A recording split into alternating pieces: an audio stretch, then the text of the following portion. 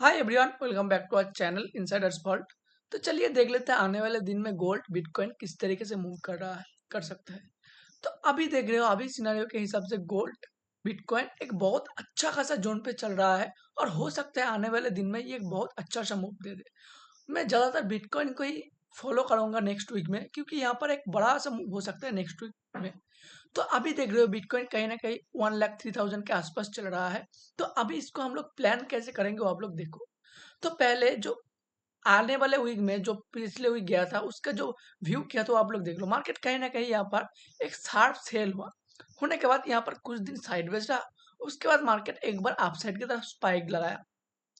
Same next day onwards नीचे के side भी एक स्पाइक लगाया। उसके बाद फिर से एक बार पॉज ले लिया। पॉज लेने के बाद अभी ये नीचे के साइड इस जगह पर होवर कर रहा है।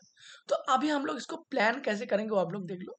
तो चलिए पहले हम लोग वीकली टाइम फ्रेम पर चलते हैं। इसका जो कैंडल दिख रहा है इसको हम लोग रीड करते हैं कैसे ट्रेड कर रहा है। अभी देखो वीकली कैंडल पर एक कॉन्सिक्यूटिव दोनों कैंडल एक डोजी टाइप का कैंडल बना चुका है। तो हम लोग एक्सपेक्ट क्या करेंगे, इधर या फिर अपसाइड चला जाए या फिर डाउन साइड चला है नीचे की तरफ।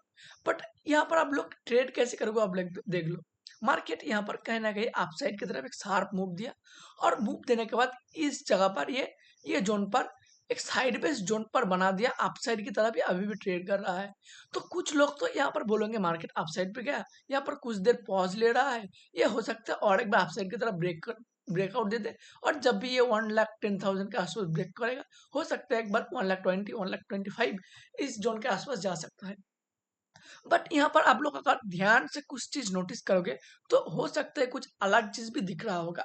तो देखो इसका प्लान कैसे रहा।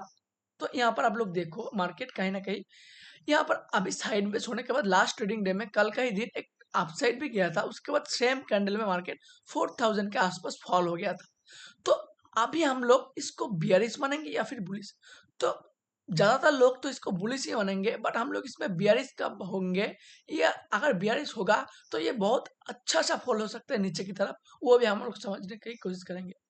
तो देखो मार्केट में ये जो क्लोजिंग होगा कल का दिन, ये वीकली कैंडल का क्लोजिंग बहुत मैटर करेगा कल के दिन में, ठीक है। तो हम लोग क्लोजिंग कहाँ पर देखेंगे वो आप लोग देखो। अगर मान लो मार्केट को अपसाइड की तरफ जाना है और एक बार जो ये हाई देख रहे हो हाई की तरफ टच करना है, तो इसको यहाँ तक ज्यादा देर रुकना नहीं चाहिए। ये एक शार्प कैंडल आएगा और जब भी 1,06,000 के आसपास ये जोन ब्रेक करेगा समय अराउंड, तब हम लोग इसको बाय करेंगे। तो देखो इसका जो क्लोजिंग होगा तो क्लोजिंग के हिसाब से हम लोग देख लेंगे ये कहाँ तक क्लोज होगा और कहाँ तक जा सकते हैं। तो देखो इसका जो क्लोजिंग होगा ये समय अराउंड ये जो वीक वीक देख रहे हो पिछले वीक का लो, अगर इसके नीचे और 1,03,000 के नीचे क्लोजिंग करना स्टार्ट कर देता है ये वीक का कैंडल, तो हम लोग नीचे की साइड प्लान करेंगे।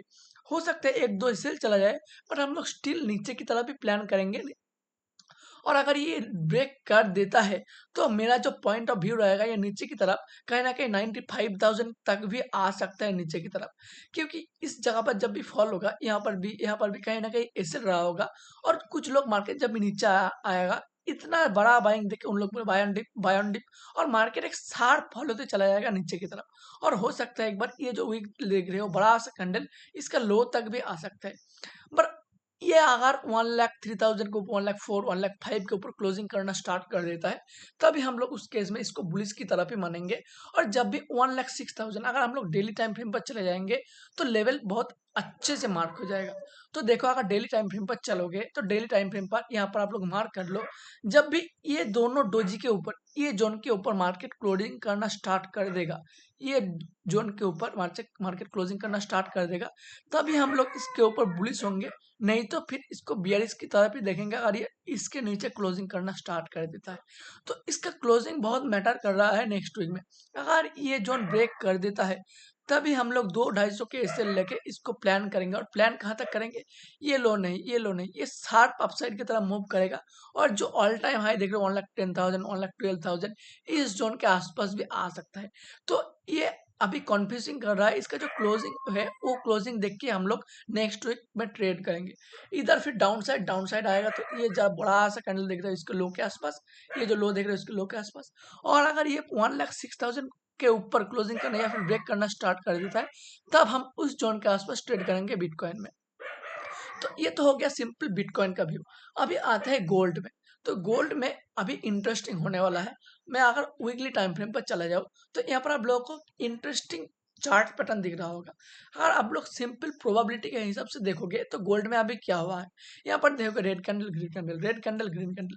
तो कहीं ना कहीं एक तो रेड कैंडल एक ग्रीन कैंडल, तो इसका कॉन्जिक्यूटिव कैंडल नहीं बना रहा है। तो हो सकता है आने वाले दिन में ये कॉन्जिक्यूटिव कैंडल बना दे, इधर फिर अपसाइड इधर डाउन साइड। तो हम लोग इसको प्रोबेबिलिटी के ऊपर ही देखेंगे नेक्स्ट वीक, क्योंकि मार्केट कभी भी इस तरीके से इस जोन के आसपास इस तरीके से साइड बेस नहीं हो सकता। ये साइड बेस हो चुका है और ब्रेक भी कर चुका है। ब्रेक करने के बाद ये जो देख रहे हो इसके सपोर्ट के आसपास अभी होवर कर रहा है। तो इसको हो सकता है एक बार नीचे की तरफ आए या फिर ऊपर की तरफ जाए। तो हम लोग इसको प्रोबेबिलिटी के ऊपर ट्रेड करके देखते हैं नेक्स्ट वीक ये किस तरीके से ट्रेड कर सकता है। तो देखो अगर बिटकॉइन गोल्ड के ऊपर देखोगे तो गोल्ड में रेड ग्रीन पेयर बन रहा है। तो इस तरीके से हो सकता है एक बार एक ग्रीन कैंडल का पेयर बना दे, और हो सकता है एक बार नीचे की तरफ इस तरीके से एक रेड कैंडल का पेयर बना दे। तो यहाँ पर आप लोग ट्रेड कैसे करोगे, मार्क कर लो। ये जो वीक देख रहे हो ये वीक का हाई, और ये जो वीक देख रहे हो ये वीक का लो आप लोग मार्क कर लो, ठीक है।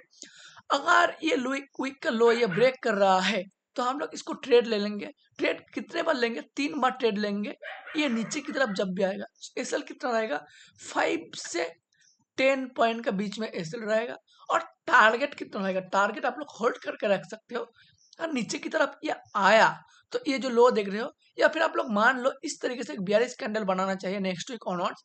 एक इसको एक कॉन्जिक्यूटिव कैंडल अगर नीचे की तरफ आया तो हम लोग 3 ट्रेड एग्जीक्यूट करेंगे नेक्स्ट वीक। अगर एसएल चला गया तो ठीक है, अगर एसएल नहीं गया तो इसको अंदर प्रॉफिट मिल जाएगा। बट एसएल चला गया तो हम लोग क्या करेंगे, इसको ट्रेड इस वीक में और नहीं करेंगे। नेक्स्ट वीक ऑनवर्ड्स जब भी ये जो इस वीक का हाई ब्रेक करेगा तब हम लोग ये जोन के आसपास ट्रेड करेंगे अपसाइड की तरफ। और जब भी हाई ब्रेक होता जाएगा सेम केस यहाँ पर भी 3 ट्रेड लेंगे, और तीनों ही ट्रेड में 5 से 10 पॉइंट का एसएल रहेगा। और टारगेट हमारा बहुत बड़ा रहेगा। ये जो वीक देख रहे हो इस तरीके से एक बहुत बढ़िया कैंडल अपसाइड की तरफ चला गया तो बहुत बढ़िया अपसाइड की तरफ कैंडल, एक कॉन्जिक्यूटिव कैंडल। अगर फिर नीचे की तरफ आता है तो इस तरीके से नीचे की तरफ बहुत बड़ा बियरिश कैंडल हम लोग प्लान करेंगे नेक्स्ट वीक ऑनवर्ड्स। तो आप लोग इसको प्रोबेबिलिटी के ऊपर ट्रेड करके देखो ये किस तरीके से काम करता है। तो अगर आप लोग देखोगे ये अभी सपोर्ट के आसपास होवर कर रहा है, हो सकता है एक बार ब्रेकआउट भी दे दे।